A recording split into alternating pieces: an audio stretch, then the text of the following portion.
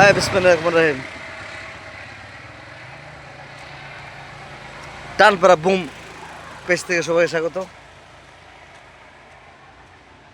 হুমায়ুন কবির এসকি কবির page থেকে সবাইকে স্বাগতম। দুইটা পেজ আছে আমার, একটা মার পায়ের নিচে ব্যস্ত, আর হচ্ছে টানপাড়া বুম। একটা কথা বলি শোনেন, বেশি বেশি মানে যারা মারা যায়, মৃত্যু হয়, তাদেরকে কি বলা হয়? জানামাজা।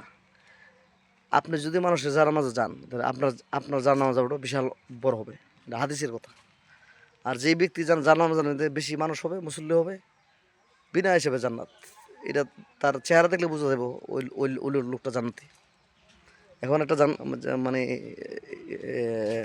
জায়নামাজ করে আসছে, একটা লোক মারা গেছে ঈদগাহ ময়দান, রামদাননগর।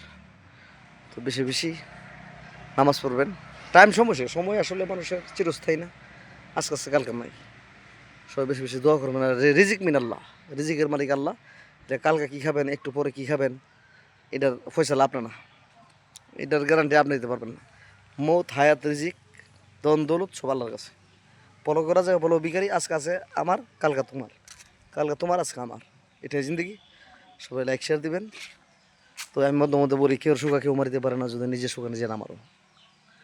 বাস্তব প্রতিফলন আছে। আজকে একটা লোক আমার জড়াই ধরে বলছে, বড় বড় বলছে, দোস্ত তোর ভবিষ্যৎবাণী, হুমায়ুন ভান্ডারের ভবিষ্যৎবাণী কাজে লেগেছে।